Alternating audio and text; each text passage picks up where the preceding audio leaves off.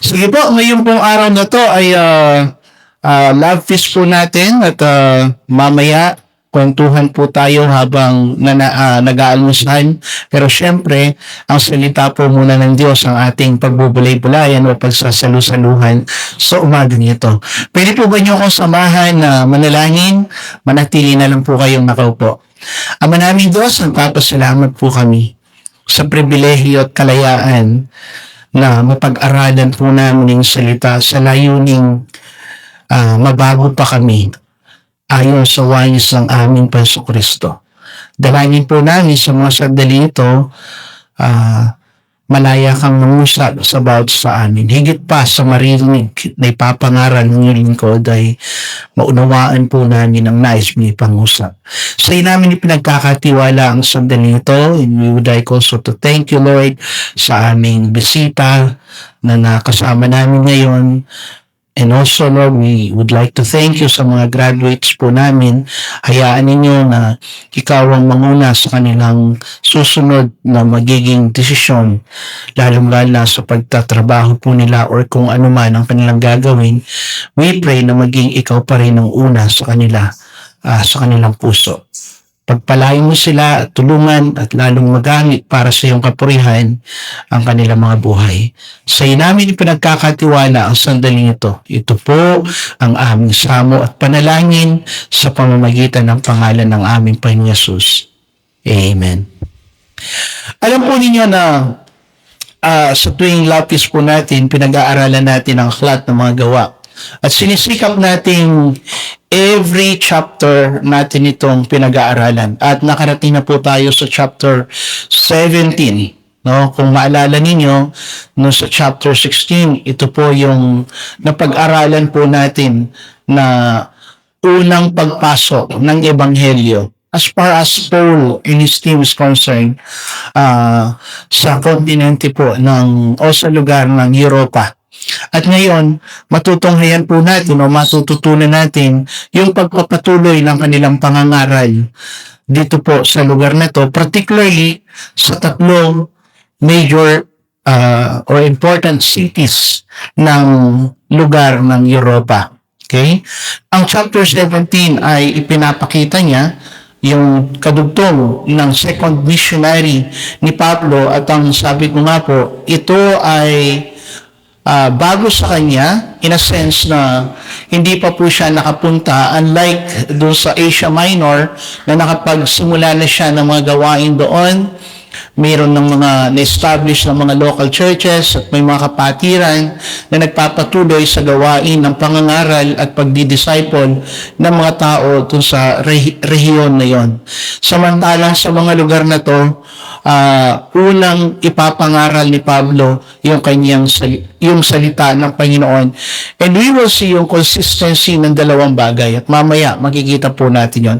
So meron ito ang chapter 17, meron po itong 34 verses, pero hindi ko po muna babasahin ngayon while I'm explaining yung mga pangyayari. Tatlong pangunahing pangyayari sa mga importanteng lugar ng Europa ay maintindihan natin ano ba yung nilalaman ng chapter 17. So una, yung pangyayari sa lugar ng Thessalonica. Okay? Sabi ko nga, ito po yung sentro noon ng Europe. At pag sinasabing sentro, andito po yung kadalasan, nandito yung mga mayayaman o di kaya yung negosyo, mayabong po dito, yung politika, at marami pang iba, at maging ang relihiyon, ay laganap sa ganitong mga lugar na kinikilalang sentro. Pangalawa, yan po ay sa chapter 17 verses 1 to 9. Pangalawa, yung nangyari sa Berea. Yan ay sa verses 10 hanggang 13. And then lastly, yung pangyayari doon sa Atenas. Mababasa naman po natin yung nangyari dyan, yung detalye, doon sa verses 14 to 34. So simulan po natin. So verses 1 to 9, babasahin ko po para maintindihan natin or malaman natin kung anong nangyari dito, and then ipapaliwanag ko yung ilang mga bagay na mas magandang bigyan po ng mas paliwanag. Ano po? Sabi sa verse 1 to 9, dumaan sina Pablo at Silas sa Amphipolis at Apollonia hanggang sa makarating sa Thessalonica. Sa lungsod na ito'y may sinagoga ang mga Hudyo at ayon sa kinaugalian ni Pablo, siya'y pumasok doon. Sa loob ng 3 linggo, tuwing araw ng pamamahinga, siya ay nakikipagpaliwanagan sa kanila tungkol sa kasulatan. Ipiniliwanag niya at pinatunayan na kinakailangang magtiis ang Kristo at muling mabuhay. Sinabi niya, ang Jesus na ito na pinapahayag ko sa inyo ay ang Kristo. Naniwala at nahikayat na sumama kina Pablo at Silas ang ilan sa kanila. Gayon din ang maraming kababaihang kinikilala sa lungsod at ang napakaraming debotong Griego. Ngunit nainggit ang mga Hudyo kaya tinipon nila ang mga palaboy sa lansangan at sila'y gumawa ng gulo sa lungsod. Nilusob nila ang bahay ni Jason at pilit na hinanap sina Pablo at Silas upang iharap sa bayan. Nang hindi nila matagpuan ng dalawa, kinaladkad nila si Jason at ilan sa mga kapatid at iniharap sa mga pinuno ng lungsod. Ganito ang kanilang sigaw. Ang ating lungsod ay napasok ng mga taong nanggugulo kahit saan makarating. At sila'y pinatuloy ni Jason. Nilabag nilang lahat ang mga batas ng emperador. Sinasabi nilang may iba pang hari na ang pangalay Jesus. Kaya't nagulo ang taong bayan at ang mga pinuno ng lungsod dahil sa sigawang ito. Si Jason at ang kanyang mga kasamay pinagpiyansa ng mga pinuno bago pinalaya. So ano po yung nangyari dito?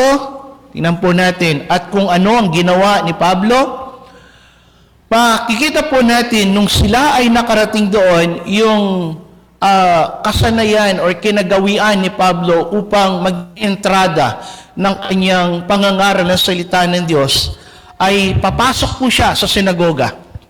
At alam po natin na ang sinagoga ay yan yung pangunahing lugar na kung saan na pinagtitipunan ng mga Hudyo upang pag-aralan ang kasulatan o ang kautusan.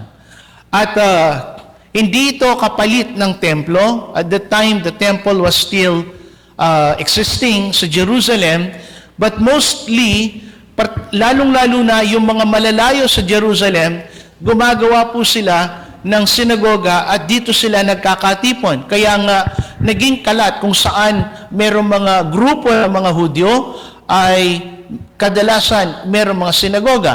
At gaya po ng sinabi ko kanina, kadalasan ito yung unang pinupuntahan ni Pablo. So nung siya ay at ang kanyang grupo ay nakarating sa Thessalonica, ang unang hinanap nila ay ang sinagoga. At sila ay pumasok po doon at nakipagpaliwanagan. Siya po ay nanatili dito ng 3 linggo. At kaya po sabi ko, ang ginawa niya dito ay nakipagpaliwanagan.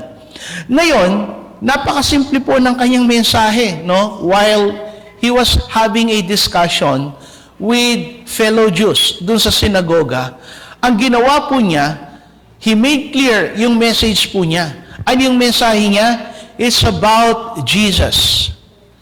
It is the same message na dapat nating dalhin magpahanggang ngayon.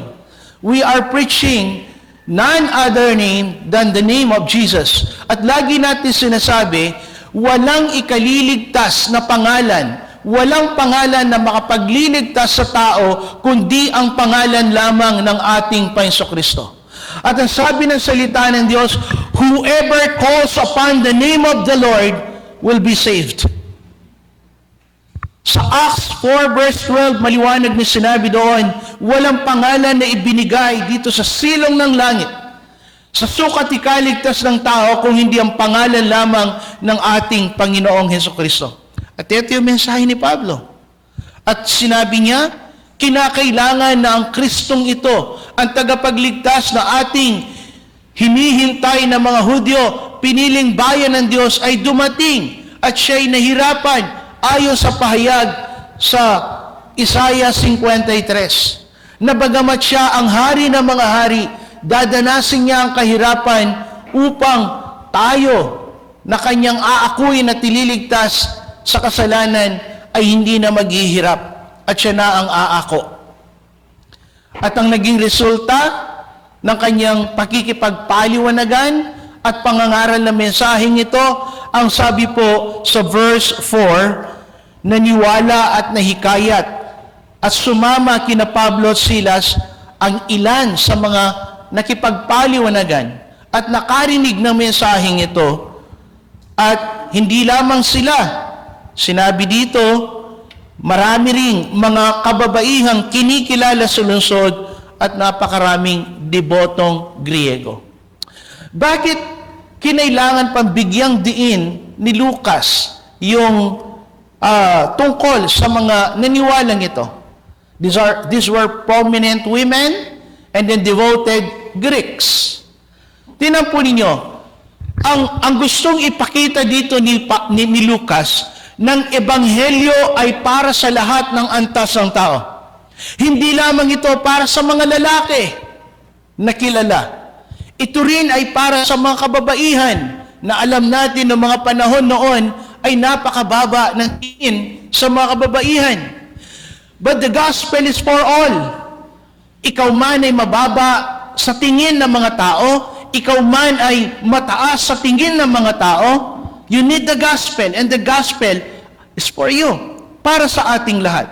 Sapagkat ito yung nagpapaunawa sa atin kung paano tayo maliligtas. I think last time, pinaliwanag ko po kung ano ang pagkakaiba, I think sa church po natin San Fernando, kung ano ang pagkakaiba ng gospel at ng Biblia. Ang gospel ay nakapaloob sa Biblia. Ang gospel, it is very specific kung ano ang gustong sabihin nito sa tao. Ayon sa 1 Corinthians chapter 15, ito ay ang gospel. Ito ang mabuting balita na si Jesus ay siya ay pinahirapan, siya ay namatay, siya ay inilibing, at kung atin pong titingnan din pagpapatuloy yun, siya ay nabuhay na mag-uli. That's the gospel. Or simply, ang anak ng Diyos ay bumaba dito sa mundo, inako niya ang kaparusahan na dapat sa atin upang tayo na makasalanan ay magkaroon ng pagkakataong tumanggap at maranasan ang buhay na walang hanggan sa piling ng Diyos. That's the gospel. Nakapaloob yan sa salita ng Diyos o ang Biblia. And that's our message. Lalong-lalo na sa mundong ito na patuloy na lumalaganap ang kadiliman at kasamaan. Hindi natin dapat itigil ang pangangaral ng salita o ang ebanghelyo. Primarily, mga kapatid, tayo na mga mananampalataya, hindi tungkol sa politika ang ating mensahe. It's not liberation from corruption in any form sa mundong ito. Ang mensahe natin ay kaligtasan. Ang pangunahing mensahe natin ay kaligtasan mula sa kasalanan at sa kapahamakang walang hanggan sa pamamagitan ni Jesucristo na namatay para sa atin. At hinihikayat natin ang mga tao hindi upang mag-rally, hindi upang to support sa isang politiko, but rather ang pangunahing mensahe natin, ang mga tao ay sumampalataya kay Kristo. And that's the primary work of the church.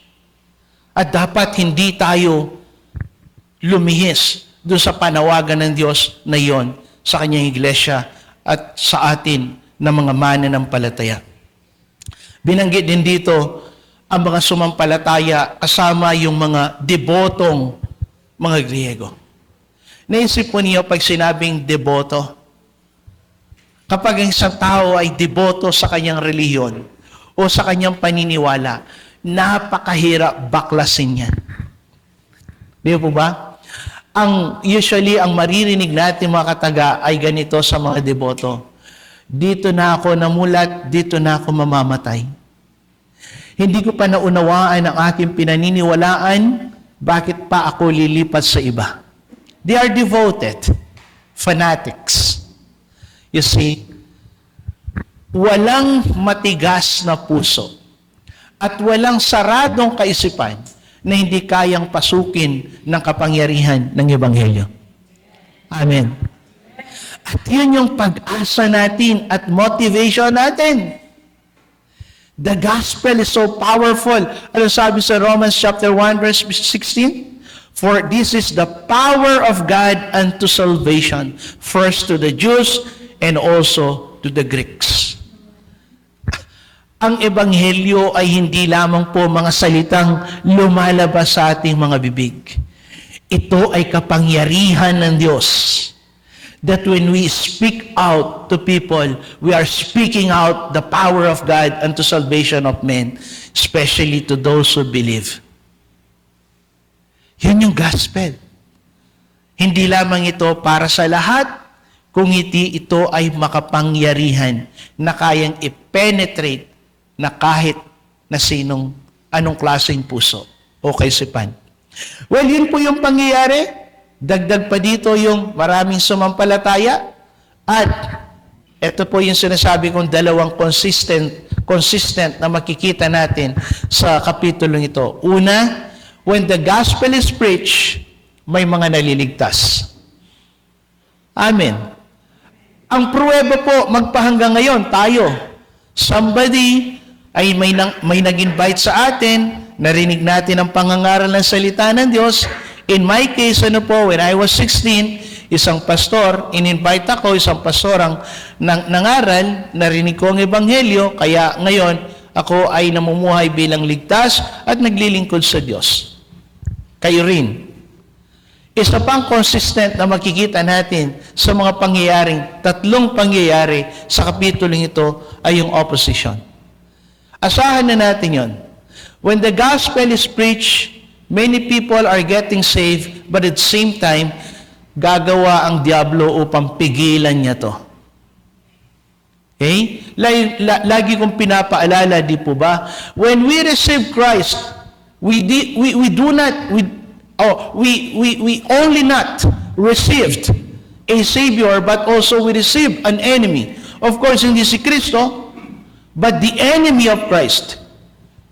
So, ibig sabihin, whatever good we are doing for God, we should expect opposition from our enemy.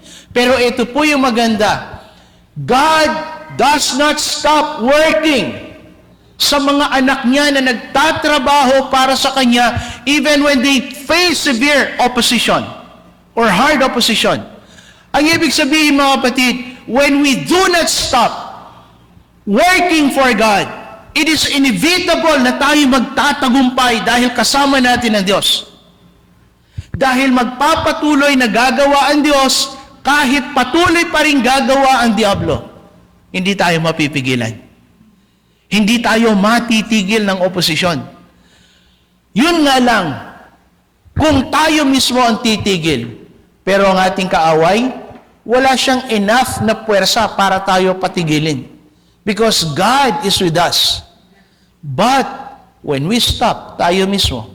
And that's unfortunate. Ito yung nangyayari. Many Christians, they believe God is with them. But they are not working for God. And so, walang na-accomplish. Wala silang na-accomplish para sa Panginoon.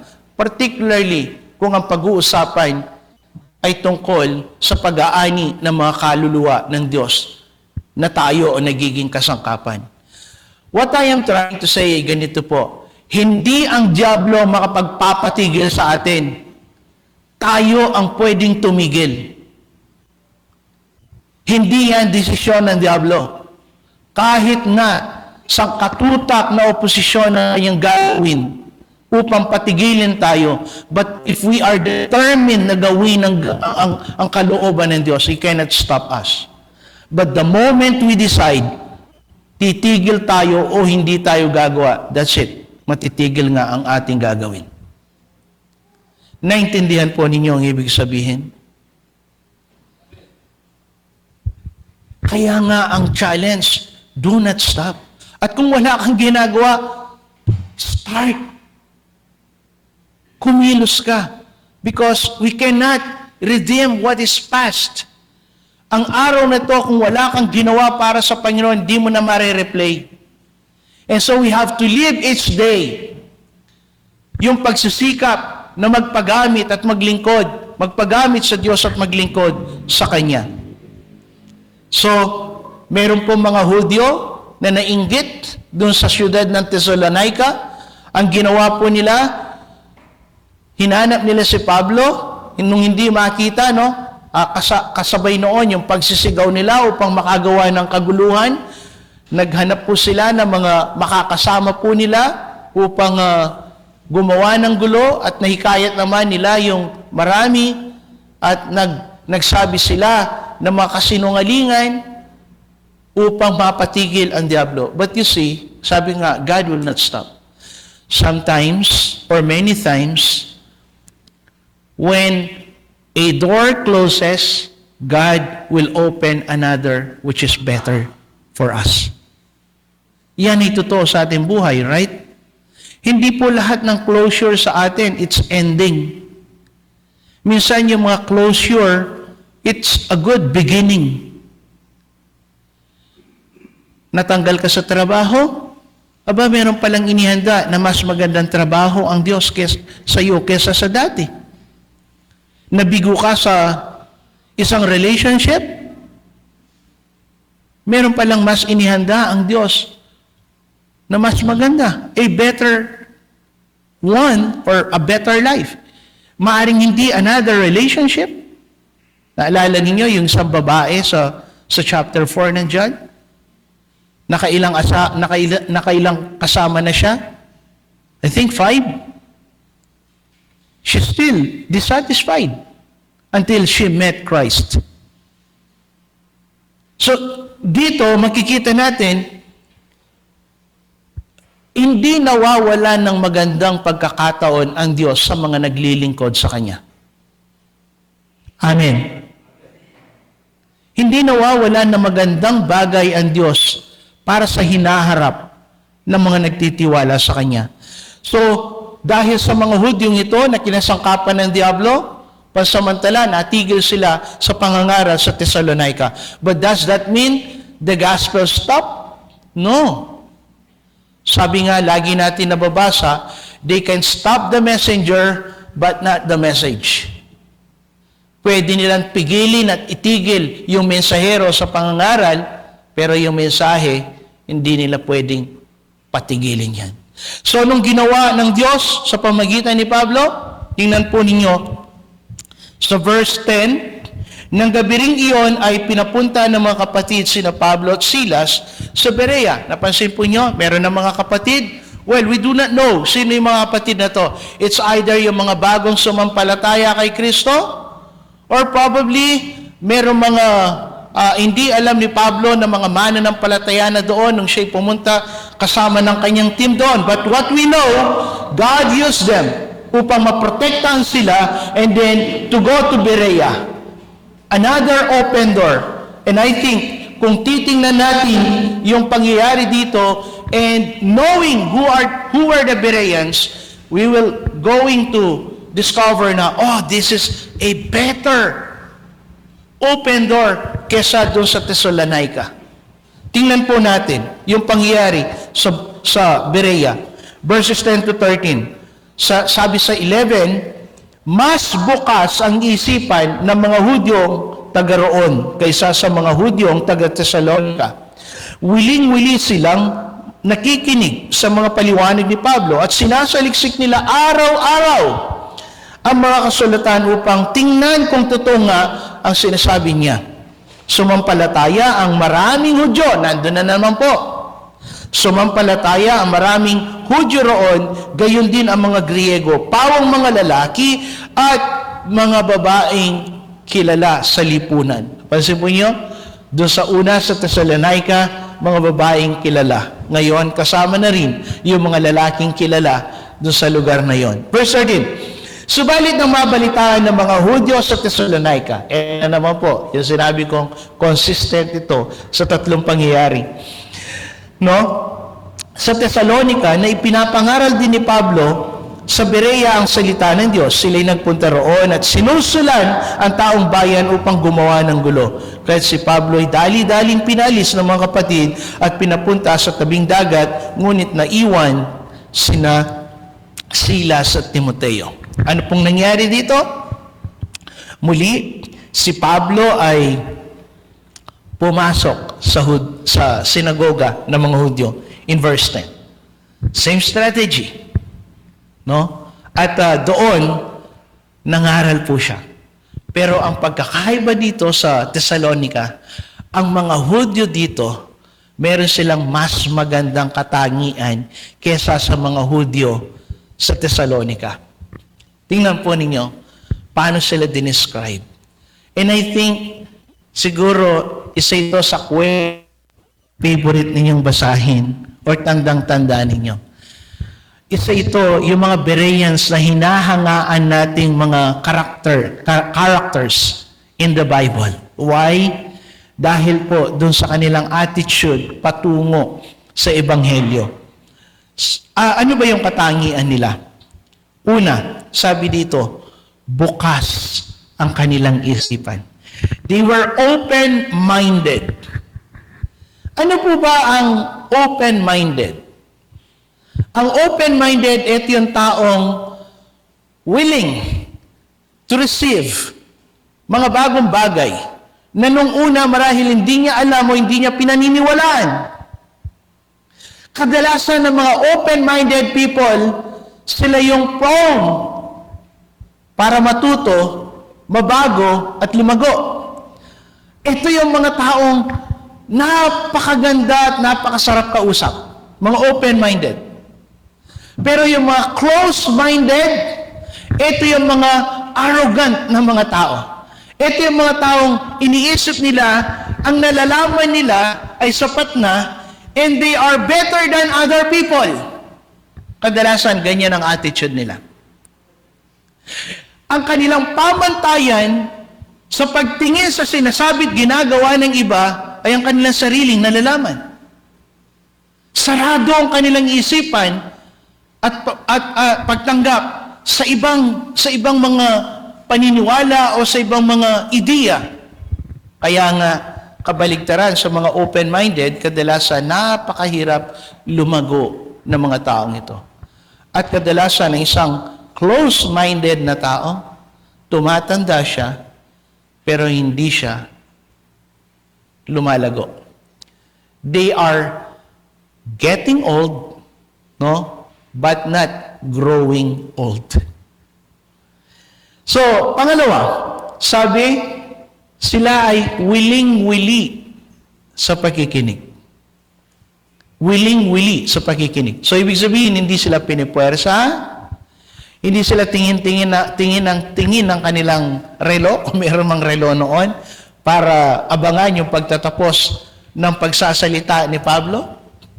Hindi sila yung uyab ng uyab. Anong uyab? Anong uyab sa Tagalog? Naghihikab. Sila hikab ng hikab. Hindi sila tingin ang tingin sa katabi, but they are concentrated in listening to Paul. At ninanamnam nila ang kanilang naririnig. Sana ganun tayo lahat, ano? Pangatlo, sila pinagsasaliksik. Ibig sabihin, hindi lang sila tumatanggap basa. Sinusubok po nila batay sa kasulatan kung totoo nga ang sinasabi ni Pablo. Ito yung wala sa maraming mga nakikinig ng salita ng Diyos. Kaya ang dali nilang madaya. Isipin ninyo, ang kanilang tagapagturo ay gumagawa ng mali, pero suportado pa rin sila to the point na ipinaglalaban. Well, wala namang kasing problema na suportahan mo na leader. You should not call he is doing wrong, right? At huwag mong ipagtatanggol yung kanyang mali. Mali na nga yun eh. Pero dahil sila'y nabulag, bakit sila nabulag? They are deceived. Because they are not reading the Bible, they are not ang kanilang naririnig. Mga kapatid, ito yung lagi nating hinihimo sa isa't isa, sa bawat isa. Basahin nyo ang inyong mga Biblia. Kung sa ibang mga reliyon, binabawalan nila or they are discouraging ang mga miyembro na basahin ang Biblia sa atin at sa marami mga churches na katulad natin, hinihika natin kayo na basahin ang Biblia upang kayo mismo mapatunayan ninyo na pinaniniwala ayon nga sa salita. Hindi dahil sinabi ito ng pinuno o ng leader o ng pastor and then paniniwalaan na lamang ninyo. Sa ganung paraan mga kapatid, magiging mabulay ang inyong pananampalataya. May mga kinikilala ang kanilang sarili na tagasunod ni Kristo, but when you ask them about what they believe, always referring sa itinuro ng ilang leader. Hindi ang Biblia ang kanilang nagiging batayan kung hindi yung kanilang leader. Well, okay lang kung yung kanilang leader ay nakabatay sa Biblia, pero the point is, bakit ka lang mananangad doon sa leader samantalang nandiyan ang Biblia? Hindi lang sila pag-aralan ng Biblia. Naintindihan po ninyo? Kapag po, siguraduhin po ninyo ito, binabasa ninyo ang salita ng Diyos kayo mismo?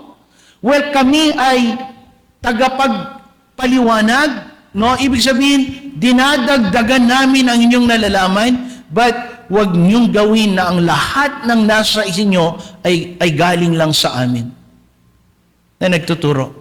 Kundi kayo mismo pag-aralan ninyo ang salita ng Diyos. Kung meron kayong hindi maunawaan, then come to us. And then pag-aaralan namin, kung hindi namin naunawaan din kagaya nyo, we will ask the Holy Spirit and then we will do study and then explain to you.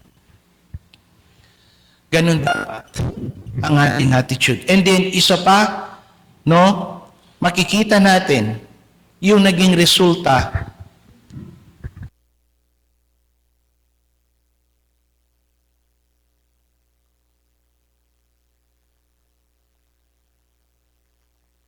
again, makita natin dito kapag naipangaral ang salita ng Diyos, hindi ito mawawalan ng kabuluhan.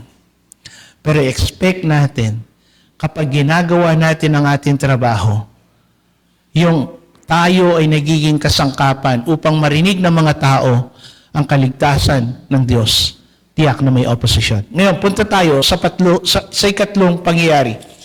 Ito ay sa lugar naman ng Atenas. Sa Athens. Ito po ay sa verse 14 to 34. So nakita po natin, nung nagkaroon na naman ng kaguluhan dulot ng mga Hudyo na galing sa Thessalonica, ang ginawa ng mga kapatid kina Pablo at kina Silas, o kay Pablo particularly, siya po ay dinala sa tabing dagat upang maglayag, samantalang ang dalawa, si Silas at Timoteo, ay naiwan po doon. So ang nangyari po, no, sa verse 15, ang mga nagatid kay Pablo ay sumama sa kanya hanggang Atenas. So, iba na yung naging kasama niya. Ito yung mga kapatid galing po ng Berea. Pagkatapos, nagbalik sila sa Berea, taglay ang bilin ni Pablo kina Silas at Timoteo na sumunod sa kanya sa lalong madaling panahon. Ngayon po, sa Atenas, ito po yung nangyari.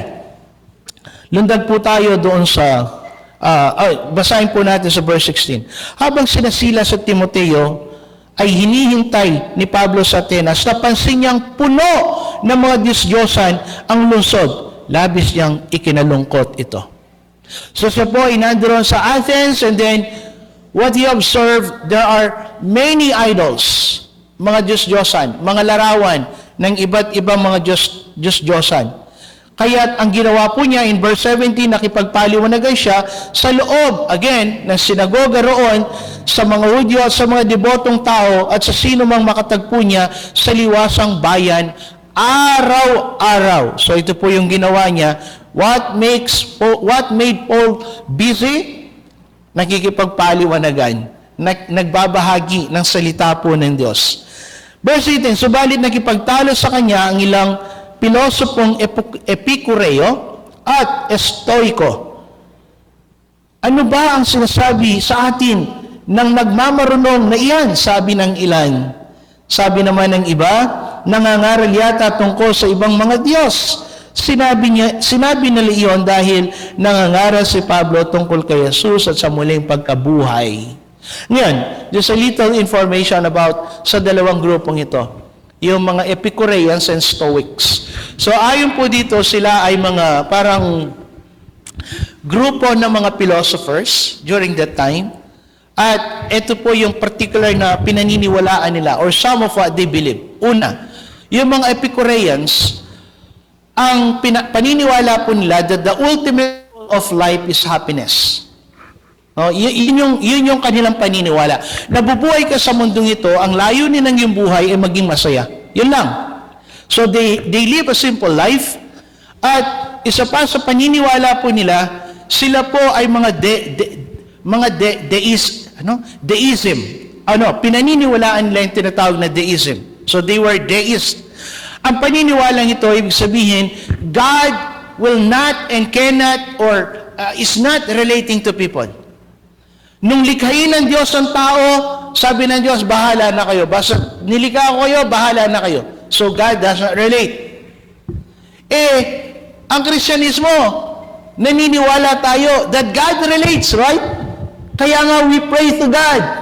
We believe we can experience God every day. At ang Diyos bumaba dito sa mundo to relate with us, to be with us. Kaya nga nung narinig nila si Pablo, kumontra sila. They do not believe sa resurrection.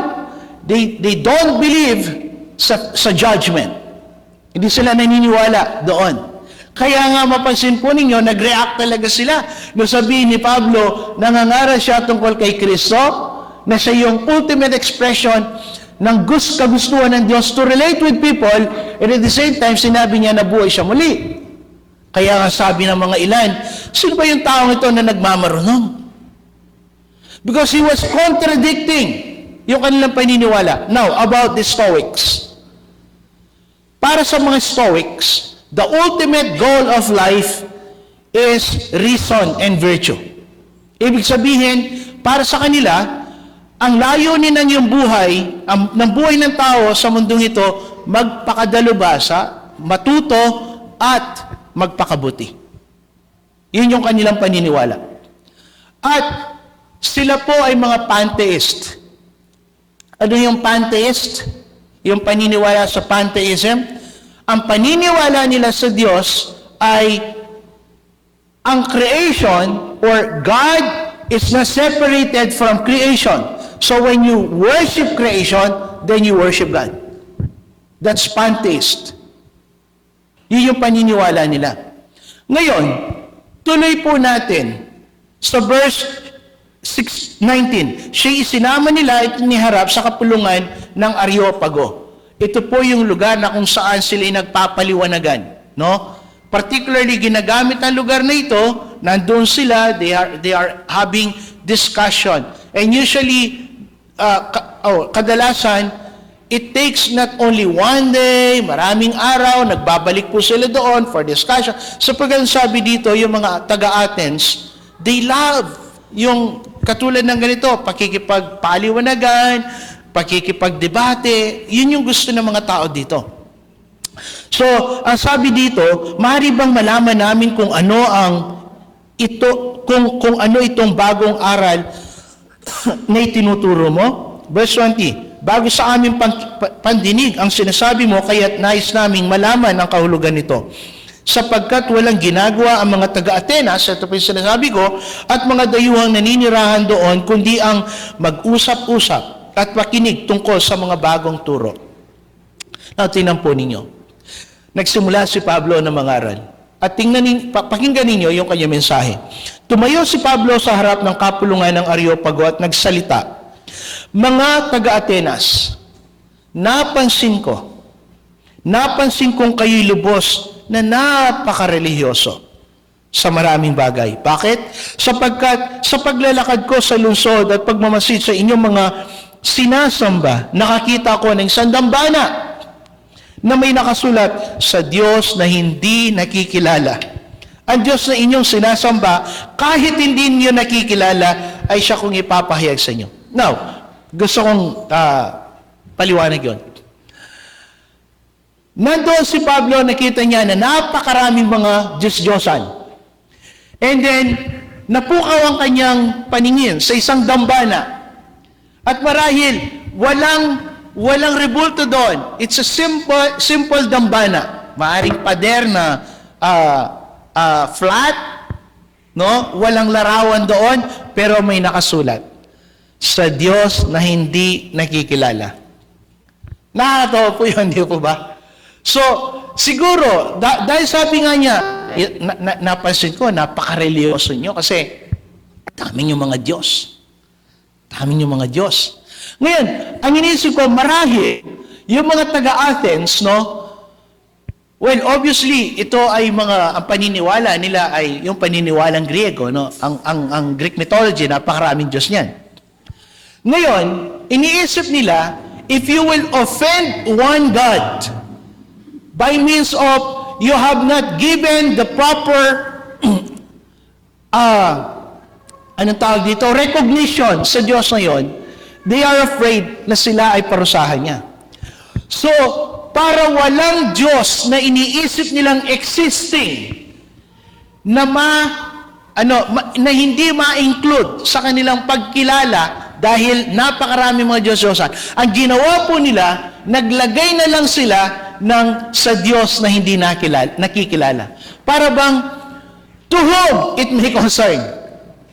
So kung hindi mo kilala yung sinusulatan mo, at para hindi ka lilitaw na walang respeto, to whom it may concern. Naintindihan po yung ibig sabihin?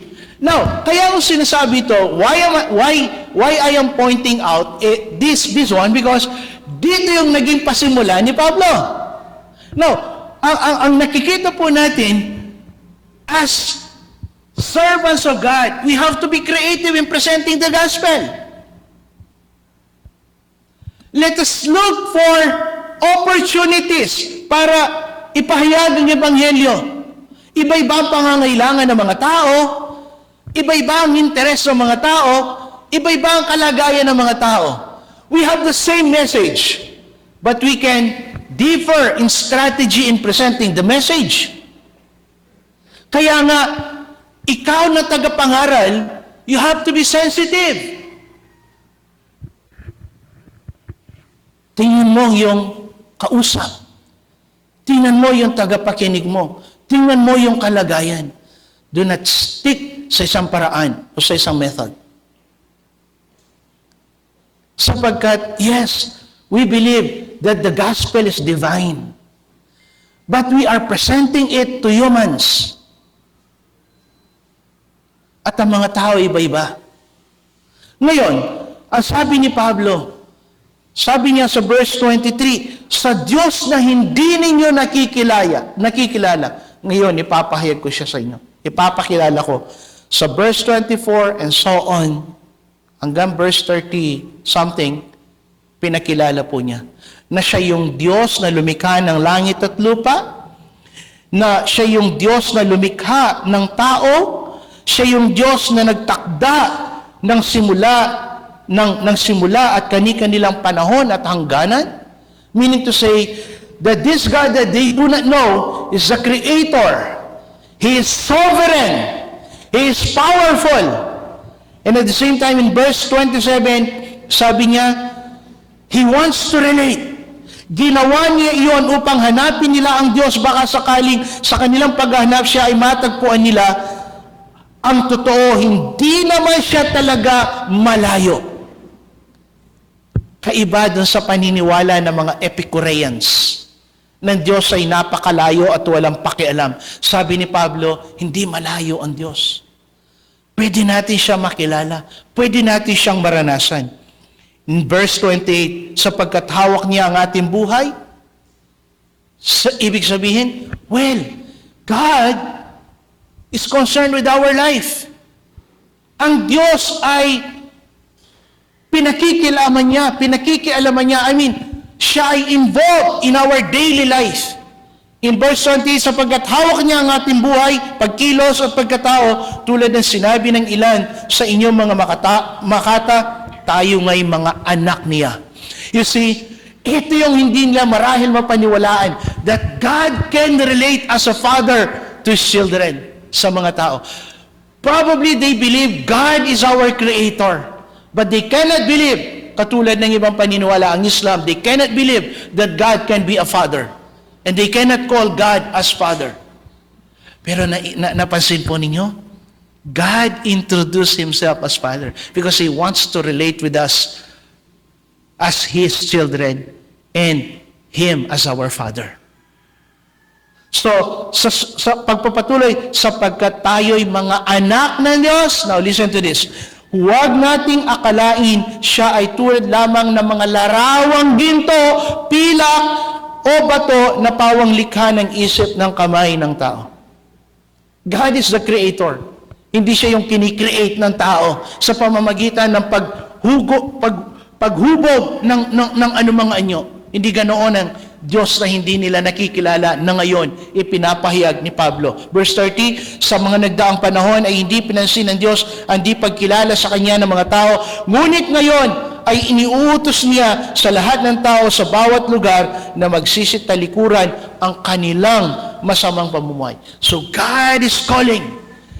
God is not from a distance and walang pakialam. But God is calling for people to repent and to come back to Him.